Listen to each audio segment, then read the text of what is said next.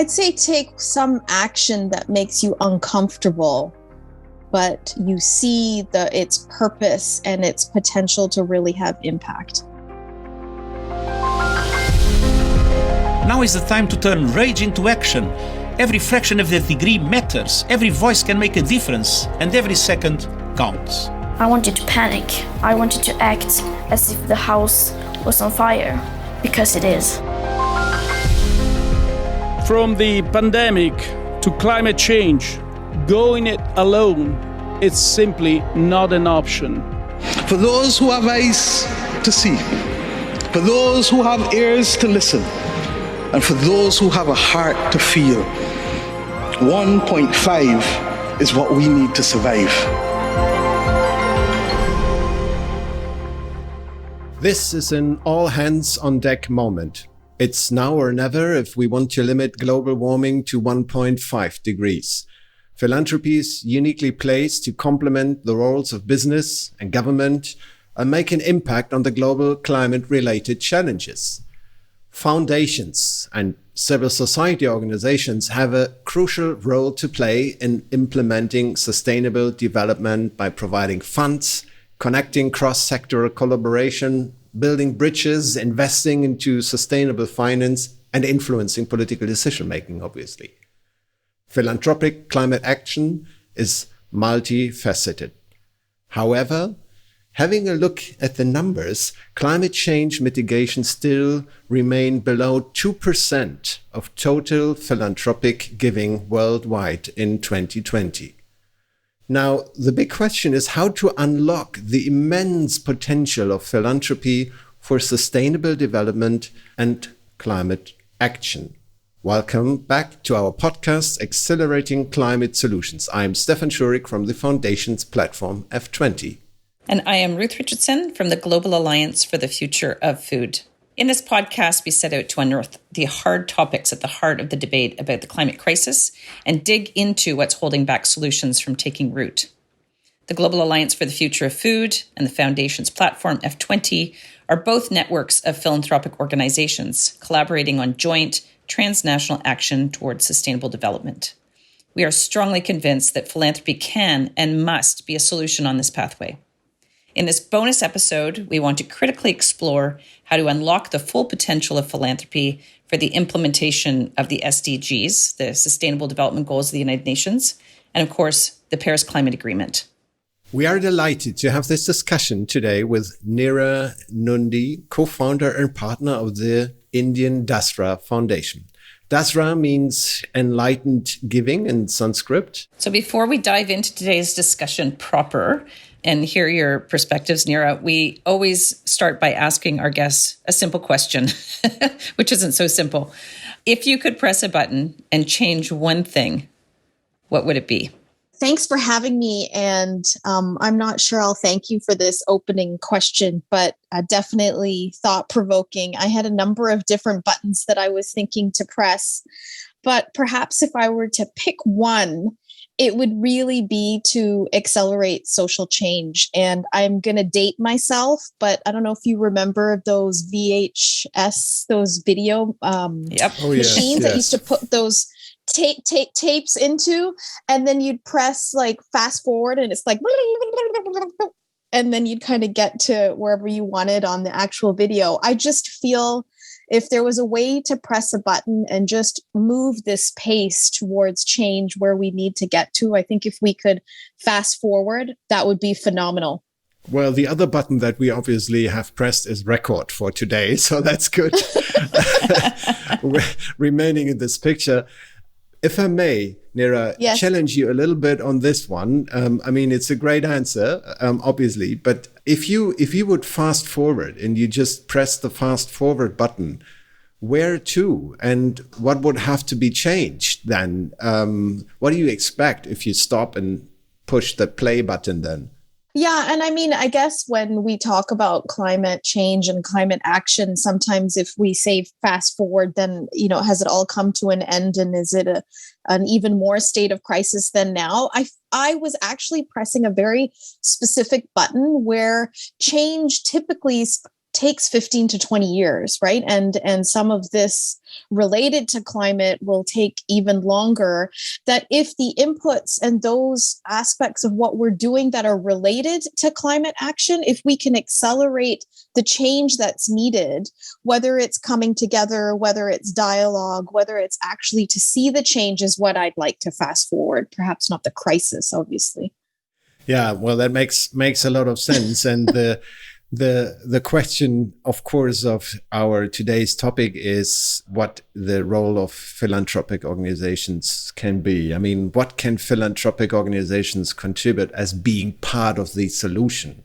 Yeah, how can philanthropic organization really take a stand and throw their weight or their money behind the implementation of the 2030 agenda, for example, which would be really fast forwarding things, maybe? There's no doubt. I mean, I've dedicated my life, as have many others, to really accelerating philanthropy and wanting to make and see a change. But it can be intimidating when we start to think of the size of the problem, the time it takes to solve the problem. And therefore, philanthropy plays a very unique role that we all have to do a better job in highlighting. And where we need to go is less short term, even though I press the fast forward button. It's a long-term play, but philanthropy can come in and de-risk, right? Philanthropy can come in and really look at innovation, really look at disruptive things, but also look at a place of where there's intersection, right? Between, as you opened, Stefan, with government, the markets, and even more important, foundations and civil society. In that intersection, if you think about it, as a Venn diagram, that middle is where, we see and really have been pushing philanthropy to move into and build more platforms, common goods, and be able to subsidize where, the market can't actually come in. So there's a wide range of participation of philanthropic organizations that can play. But if we're just double clicking on philanthropy and foundation giving, that would really be for places that are bringing the community into this, that are really looking at collaboration, but also at horizontals, if one can call it that, right? Whether we need more research, we need more data, we need a sense of what's working on the ground. We need a lot more also around what's the narrative with which we're really trying to increase, participation. This is where I see philanthropy playing a role in addition to traditional ways of giving. By no means is that not important, but supporting community-based organizations, partners on the ground, I think that is also part of what we need philanthropy to be doing. It's never one or the other. So it's really firing up on all engines for philanthropy to make a difference. So Neera, you've talked about horizontals, data research, et cetera. You've talked about philanthropy's role in de-risking. You've talked about intersection of players. I wonder if you can speak a little bit about the intersection of issues, sort of from a systemic perspective, because we know so much of social change is related to the systems that we've built and the systems we have to unravel, and that so many things are interconnected, from war to health pandemics to ecosystem services, the field that you particularly work in, to climate, and the list can go on and on. So I'm wondering if you can just talk a little bit about how you see the intersection of issues, and maybe particularly bring it down to the ground where you predominantly work in India, how those issues are showing up in interconnected ways. I'm thrilled to see a willingness to explore intersectionality, and its origins, came obviously from the feminist movement, a lot more around gender. But I think it's equally relevant here when we look at climate or food security. But, the challenge, Ruth, has been being able to really make those links stronger, I think, is one piece. So it's not a lot of evidence saying if we do this in health, then, this becomes the impact on climate. And so we need to do a better job at having clear linkages, but also the narrative with which these linkages play out for a reality across different communities and demographics, I think, has really reached a sense of urgency. And so we need, in that horizontal play, to actually look at that, a lot more. The challenge has been is philanthropic funds have often been tagged with a certain color, if one can call it that, right? So I'm an education funder, I'm a health funder, and now you have people saying I'm a climate funder. So that siloed approach to funding has naturally played into the way that sector players also play and prioritize the change that they see. So it's going to have to be both top down, if one can call it that, and bottom up, where from the community and the organizations and nonprofits on the ground need to make the stronger case for this need for intersectional. So for example, we have a collaborative on adolescent girls empowerment, and we look at sort of key outcomes around child marriage, around keeping girls in school and really building their agency and livelihoods. And then finally, it really looks at helping them delay their pregnancy. Now, all of that is intersectional, right? You can't only do education and health. And so by placing outcomes at the center of collaboration, that's really where we've seen a great impact of starting to find those linkages and intersectionality. And that's where you also get funding that might be willing to come in through pooled funds. So another vehicle that we've seen that can break some of these siloed approaches is actually having pooled funds. So maybe it might take time for philanthropists to change, but we're saying with the urgency, get an education funder, health funder, climate funder, and create these vehicles for them to be able to participate in. So yeah, these would be a couple of things that I'd say. You're talking about the silos in terms of how philanthropy thinks of themselves, a foundation might think of it themselves. Back in 2015 at the Global Alliance, we did a landscape scan on food systems funding. And the Global Alliance is an alliance of food systems funders. However, when we went to ask them about their food systems funding, most of them said, well, we're actually not food system funders. We don't fund food systems. We fund climate, we fund public health, we fund workers' rights and protections, whatever it is. But the beautiful thing in that was that what they all saw was the connection of food systems to all of those issues. And so I think maybe alongside that toolbox you're talking about in terms of pooled funding and other things, also is just the coming together of philanthropy in alliances like the Global Alliance or like the F20, where foundations are learning from each other and influencing each other and seeing their issues in a very, very different light in terms of how closely connected they actually are. So thank you. But just from your experience, what have you sort of encountered as rate limiting factors in philanthropic organization? It's this, what we just described, obviously, as siloed, or tagged programs. But what else is sort of holding foundations from your experience back? So I think there's obviously many things, but if I were to highlight a couple of, more things, but also just to add to what the both of you were saying, we're seeing now that the systems change approach, it's not new, right? This is something that came out in the 60s. I think what is new is perhaps these bridge builders like, Ruth, the alliance that you're running, or Stefan, F20, that there is a willingness for organizations like ourselves to step in and an openness for foundations and organizations to want to learn. And so when we play out what is the system that we're all actually trying to change, and that these players, foundations, or NGOs see themselves on this map, if one can call it that interconnectedness and linkages come alive. So I think visualization of the systems that are trying to be changed, you might be proximate to education, but creating that link all the way down to climate, I think rests in some of our responsibility for how that is communicated. And that brings me back to which I wanted to chat a bit more around. We need to build a stronger narrative. And that narrative comes not just from what, the media might be saying or is mainstreaming or the kinds of conversations we have in closed doors. It's also about storytelling, right? And providing this connection and what is the systems change about, where foundations also have an understanding and script, if one can call it that. So we're all beginning to speak a similar language. Language is so important in some of this social change that as we run these alliances, we also need to start to find a common language, right? That isn't isolating of those who have power and money to some extent, but also the language of the change makers and the community. And some of that bridge building through narrative change, we see, as I would say, let's say, is the second thing perhaps that we need to really invest in. And I think the third thing is we're recognizing more and more that without engaging the government whether, local governments or these networks of governments, we're never going to be able to achieve this because systems change ultimately. For it to be sustainable needs to be part of government systems. And it's funny because we talk about government like some separate creature and being. Meanwhile, it's all made up of people ultimately. And so building relationships with those that are in government to be part of policy action, implementation, coming together, that's the next step. So it can't be a we, them, us, them, they.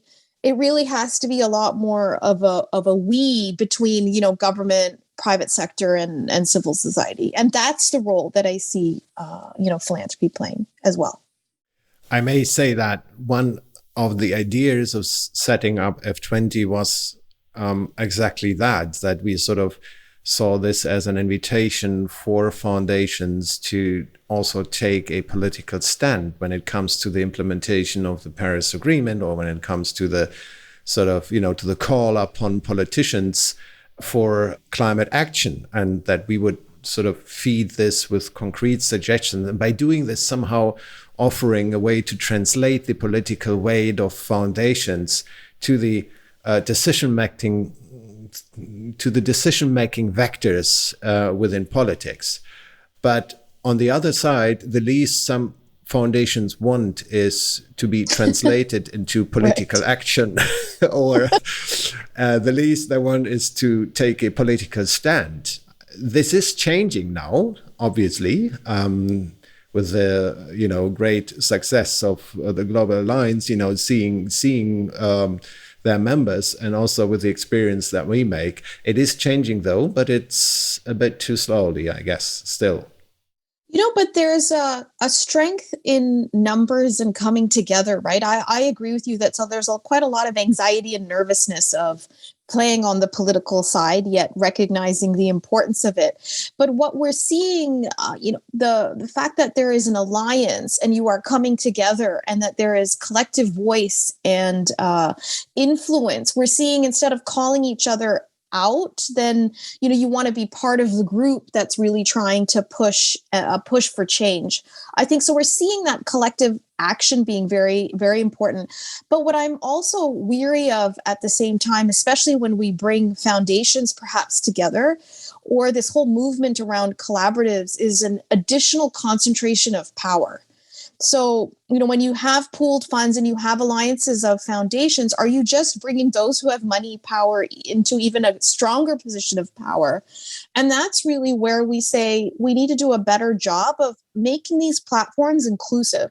So are they including people from communities that are the most vulnerable? Are they including NGOs who do enter in with very strong activism and rights-based approaches? Because that's really where you get true collective action. And sometimes you want to be with your type because it's comfortable. And I think that's the role we need to be playing as, if we can call it secretariats or backbones of these alliances, is ensuring that more of this power doesn't actually get concentrated, but recognizing how you can leverage that at different points in time. I'm so pleased that you brought this up, because I was going to ask about other examples of philanthropic leadership. We've talked about sort of the narrative and political voice, collective voice, etc. And I wanted to dig in a little bit and sort of understand from your perspective a bit more of your thoughts on philanthropic leadership. But I really wanted to bring in this thread of sort of accountability, responsibility, transparency. There are a lot of debates within philanthropy right now. Some call it the legitimacy of philanthropy. I've used some other words like accountability and responsibility, but it's a really, really important topic in terms of how, especially with the ballooning of philanthropy on the planet right now, how does the philanthropic sector grow in leadership while really holding, these deeper principles of needing to be equitable, to needing to be diverse and inclusive, and, I could put a bunch of acronyms around that and I won't, but, just really holding on to these deep principles. So can you talk a little bit more about that for us? I mean, I don't think that's any different than, the private sector, and how business leaders run their businesses is equally needed as philanthropic leaders, manage their philanthropy. I think what we're seeing is what's working is both the pressure that whether from the community or those of us in the sector and ecosystem place on philanthropists, but ultimately, Ruth Stefanik comes from the values ideology of philanthropists themselves that I think drives this. But it also comes from a place and a willingness for, I would call it maybe new philanthropy that wants to learn, recognizes the inequities of the world in quite a different way.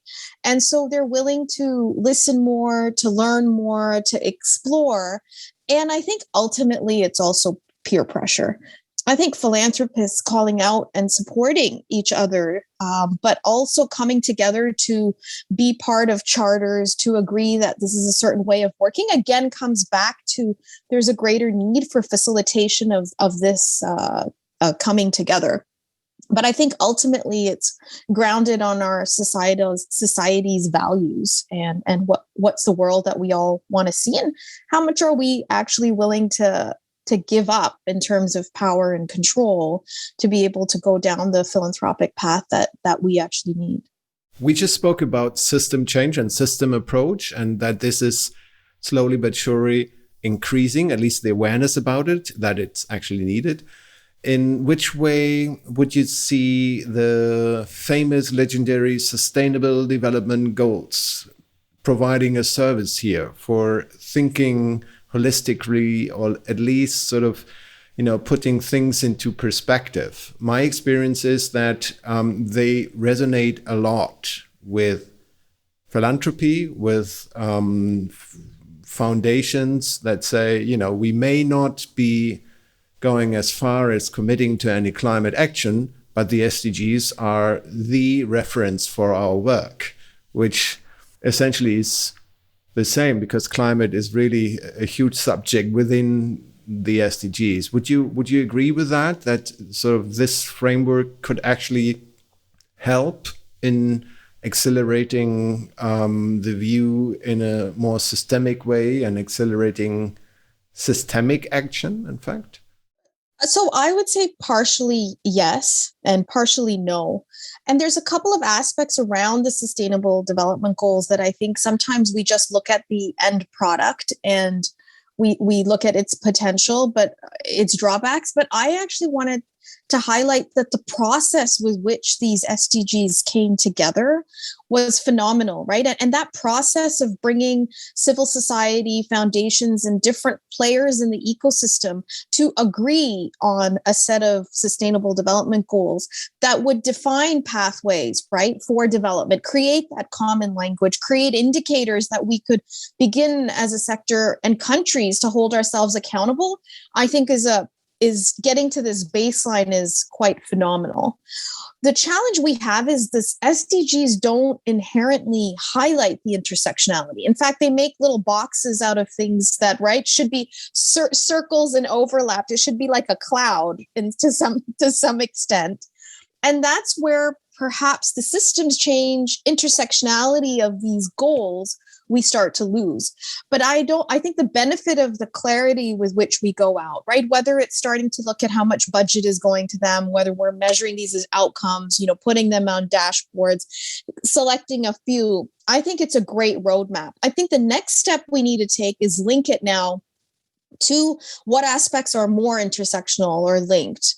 Where is the systems that, rest on a few of these SDGs to really bring out, the change that we want to see? I think we're starting that journey now with the SDGs. So I'd love for it to continue to stay relevant. It also brought out a sense of accountability, I'd say, between countries as well. I think India was perhaps a bit hesitant when initially the SDGs came through, but as there is more and more global pressure, if one can call it that adoption of countries to use it as a metric of sorts to hold that accountability on different issues, I think that is actually helping, and we must continue with that. Yeah.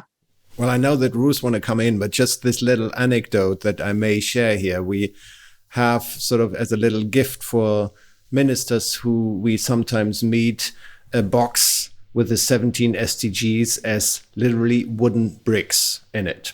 Yeah, and it's nice to see what happens if you put them in front of the ministers. And while we're talking about sort of climate and, you know, the different aspects, sometimes it happens that they just unpack that box and they start playing with the SDGs, and they're putting one on top of the other and just start building their little pyramid.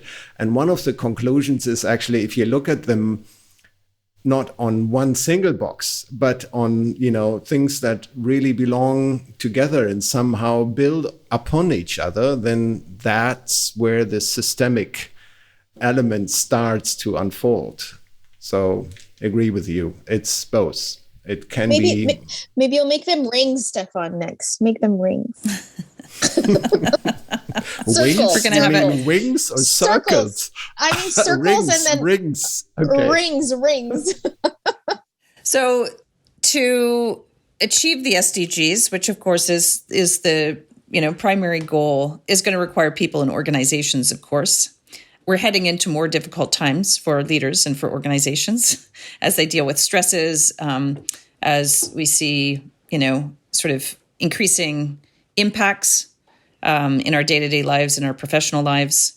If we look at COVID, if we look at heat waves, if we look at any of those factors, it gets more and more difficult for leaders and their organizations to really sort of step up in a way that I think is really impactful.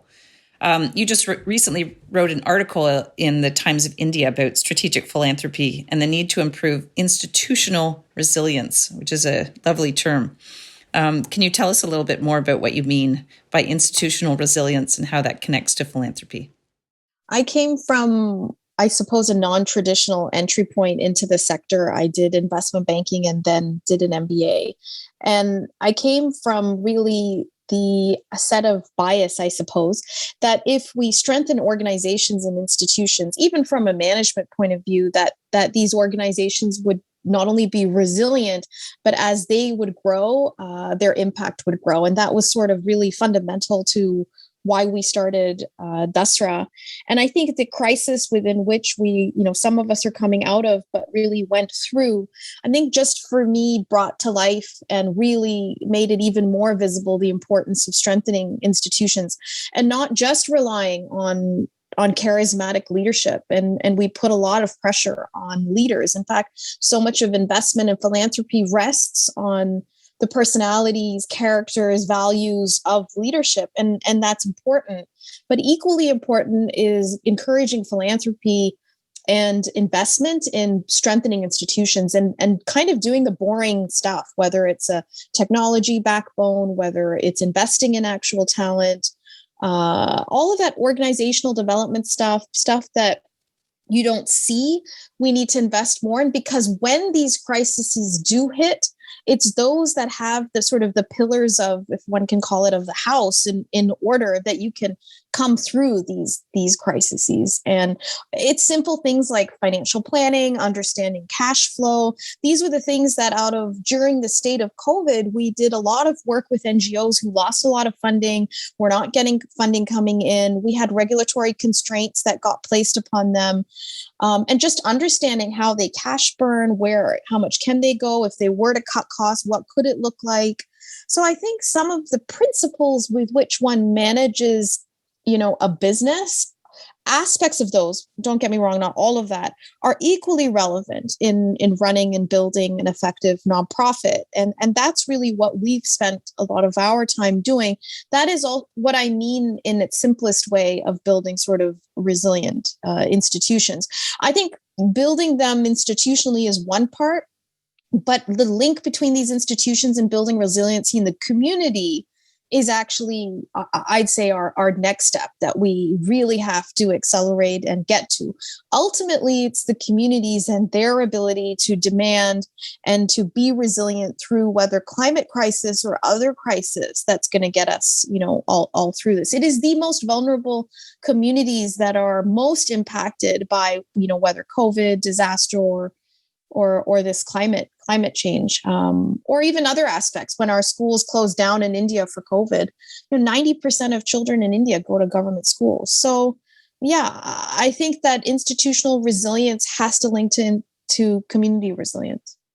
I also like the term institutional resilience, and resilience in generally, or in general terms, sort of becomes the new go-to place, I would say, and it sort of offers a high level of inclusivity, I would say, because resilience means many things in different regards. It means energy resilience. It means to adapt to climate impacts that we can't avoid anymore. It means economic resilience. So the resilience thing, sort of, maybe it's a result of the COVID pandemic that we understand resilience now better than we have before. But resilience is sort of really on top of it and really gives some good guidance. And that also would mean that for philanthropic organizations, my guess would be that offering larger funds for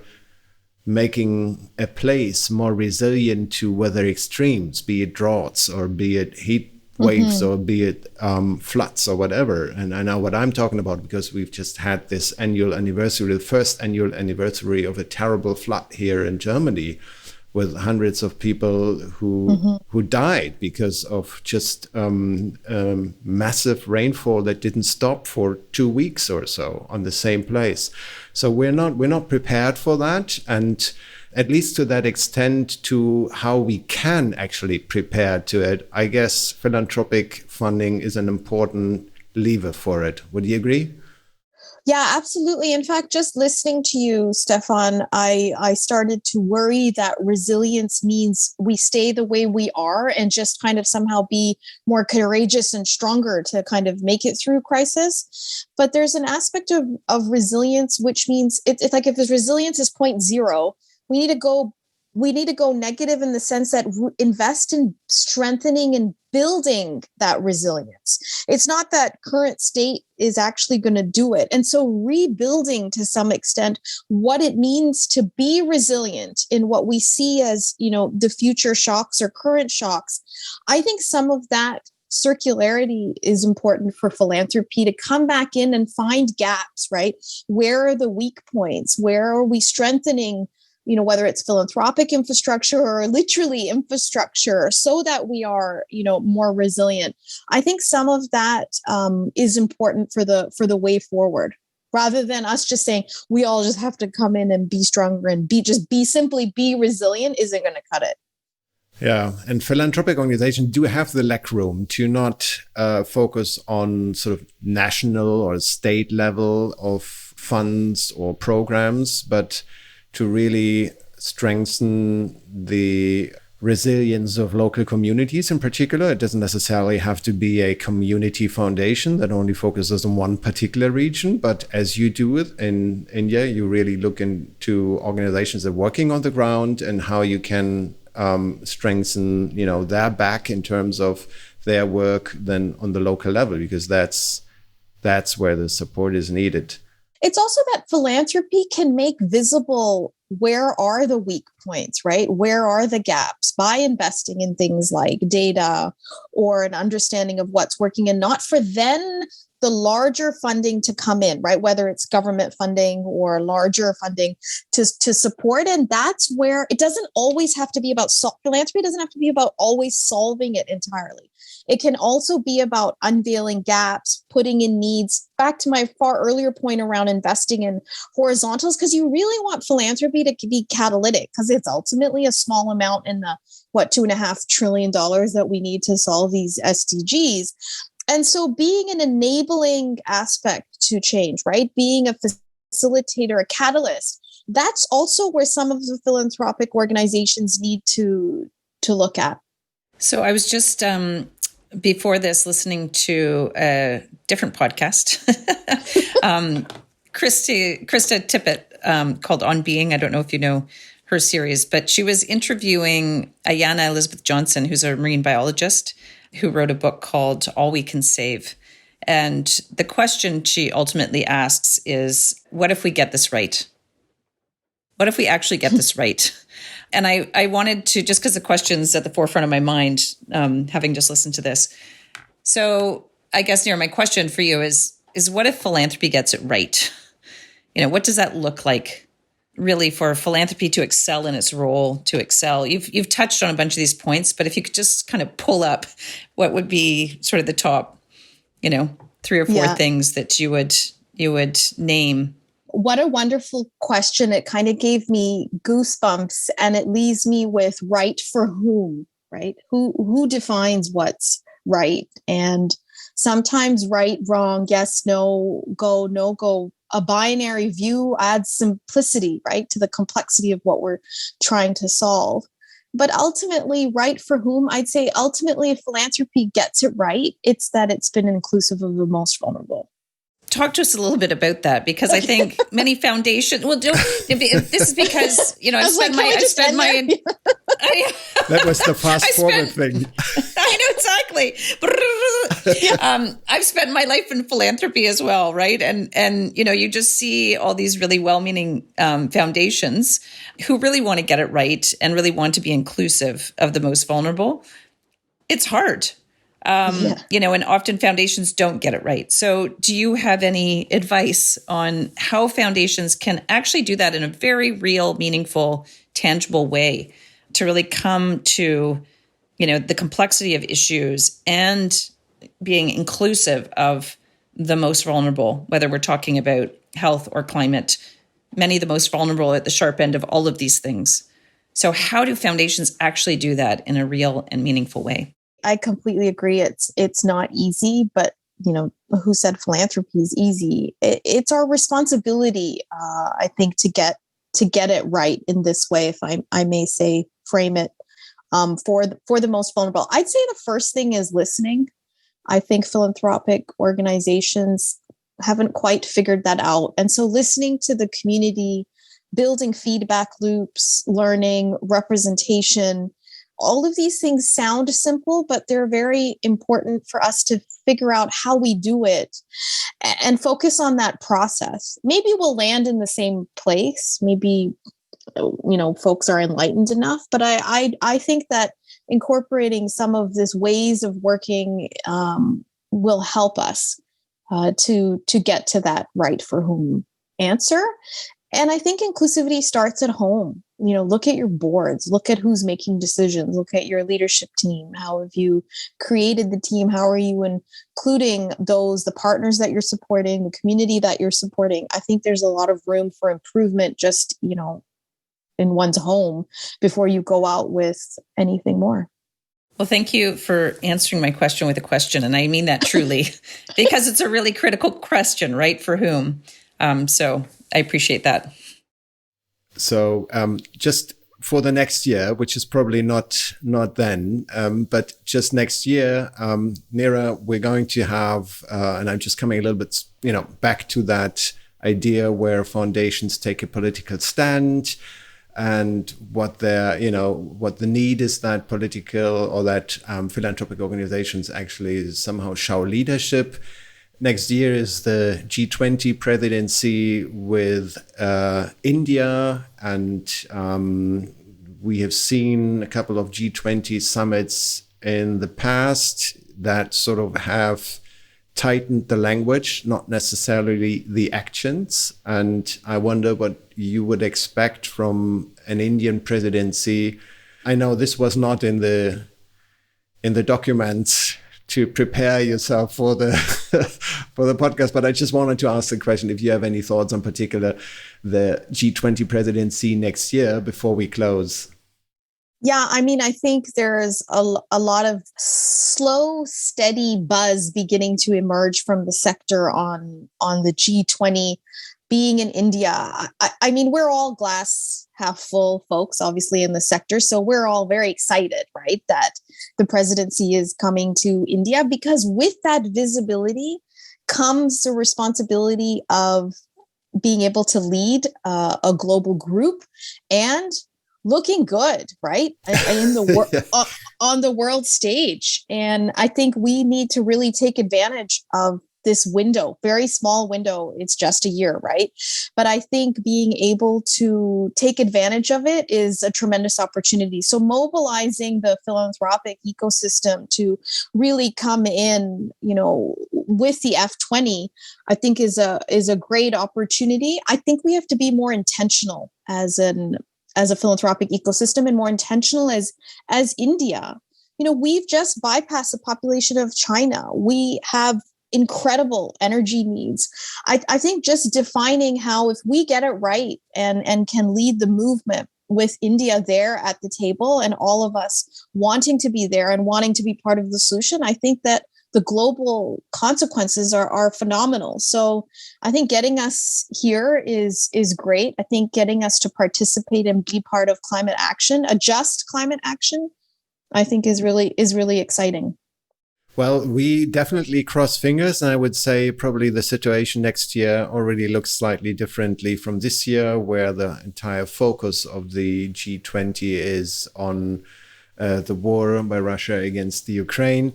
Let's see where we are next year. Before we close, maybe, if I may, one final question. Yes. Because I was just trying to imagine, we know that a couple of our listeners are from the foundations and from the philanthropic sector, and they may listen to this podcast carefully, but still have not answered the question then, okay, what is actually the recommendation to me? I mean, what do they actually want from me then? So if you had the chance to give one recommendation to a foundation that has not either joined the Global Alliance for the Future of Food or Foundations 20, for example, what would be your recommendation, your one thing, your one ball that you throw to them and say, listen, this is what you can do now. Let's, start with this. I'd say take some action that makes you uncomfortable, but you see its purpose and its potential to really have impact. Because that's what's important, right? Taking this risk is what I mean by being uncomfortable, but also recognizing our biases and how comfortable we are. I think if we could just take one action, that means feeling uncomfortable with obviously the right, if I may say, end goals and objectives in mind, I think I'd be very pleased with that outcome from those of you listening. So summing this up is impossible, to be frank. This was quite a journey, and I won't even try to repeat all the different aspects that we had, but I may offer sort of 3 entry points for foundations that we touched upon in one way or the other. The first one is leading by example. That would go to, where is the investment being actually invested, or where's the capital invested into which areas? And in this sort of, is this aligned with the mission or not? Lead by example in terms of accountability and transparency, things we covered. Leading by example also and that's my second point, exhibiting political leadership in that sense that you take a stand and that you make, no matter what your business is, just taking a stand and say, this is important. And what if we fail in this? Yeah. So take a political stand in terms of climate action, in terms of the interconnectedness, in terms of systemic approaches, in terms of resilience, all things that we covered.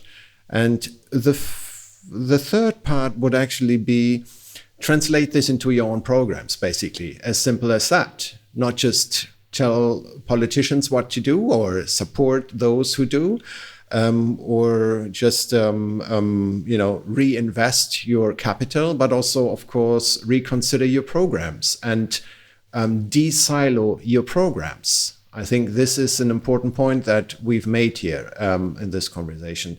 So this would be my summary, but I leave it up to Ruth to probably add a few things, as she's always so good in summing things up. I have nothing to add, Stefan. I agree it was a challenging task to try to bring it all together. I just might put an underscore under near your comments around narrative. Narrative change is so critical, and we know it's a really strong sort of leverage point as the language we use sometimes. And yeah, I think coming up with that collective narrative, philanthropy has such a amazing role in terms of supporting that kind of in others, in supporting communications and media channels, and in also helping themselves understand the narratives, because we all live by them somewhat unconsciously sometimes. And so even for philanthropy to understand the narratives they live by and how to shift those and change those, I just really appreciated your points on that. Also, really appreciated you joining us today. It was fantastic to meet you and fantastic to Thank you. Learn from you and to benefit from your wisdom and your experience and your expertise. So thank you so much for joining us. And to our listeners, would love to hear what your main takeaways are from this podcast. And Stefan can let you know how to share feedback. Yes. Also, again, Neera, from my end, many, many thanks for taking your time. And for listeners, please share your feedback on this episode via the platform that you're listening, or join the conversation on Twitter or at F20 platform or at futurefood.org, or support this or spread word about it on Instagram or LinkedIn or the usual social media channels. Many thanks, everyone. Many thanks to our listeners, and stay tuned for the next one.